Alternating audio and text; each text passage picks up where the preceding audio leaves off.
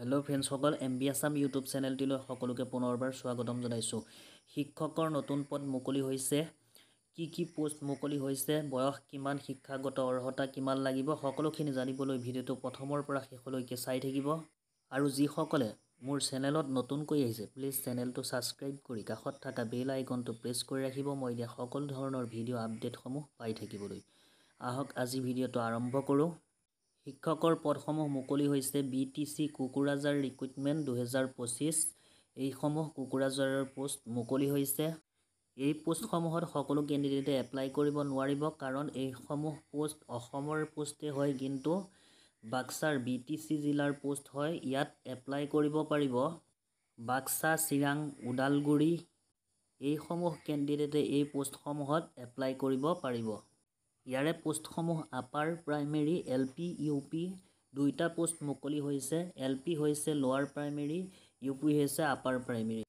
আৰু ইয়াৰ দৰমহাসমূহ হ'ব 14,000ৰ পৰা 70,000 লৈকে ইয়াৰ দৰমহাসমূহ হ'ব।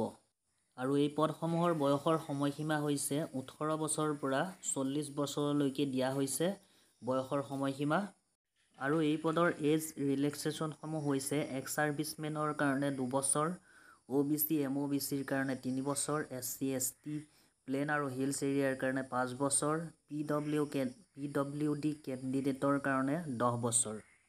আৰু এই পদসমূহৰ ৰিকুৱাৰিড এডুকেশ্যনেল কোৱালিফিকেশ্যন: এছিষ্টেণ্ট টিচাৰ লোৱাৰ প্ৰাইমেৰীৰ কাৰণে শিক্ষাগত অৰ্হতা HS পাছ হ'ব লাগিব, ছিনিয়ৰ ছেকেণ্ডেৰী, আৰু 50% মাৰ্ক থাকিব লাগিব। পাৰ্চেণ্টেজ 50 থাকিলেহে এপ্লাই কৰিব পাৰিব। আৰু 2 বছৰৰ ডিপ্ল'মা, 2 বছৰৰ যদি ডিপ্ল'মা থাকে এলিমেণ্টেৰী এডুকেশ্যন DLEDৰ, তেতিয়াহ'লে এই পোষ্টৰ কাৰণে এপ্লাই কৰিব পাৰিব। আৰু must have a qualified Assam TET, BTC TET, CTET for lower primary.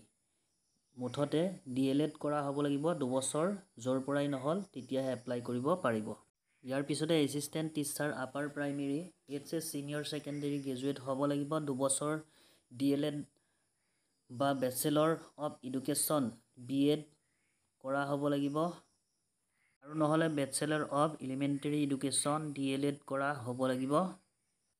তেতিয়াহে এই আপাৰ প্ৰাইমেৰী পোষ্টৰ কাৰণে এপ্লাই কৰিব পাৰিব। ইয়াৰ পিছৰ post science teacher upper primary, HS senior secondary and BSc from A UGC recognise university, DLED কৰা হ'ব লাগিব, নহ'লে BEd, নহ'লে BEIED কৰা হ'ব লাগিব। তেতিয়াহে এই পোষ্টৰ কাৰণে এপ্লাই কৰিব পাৰিব।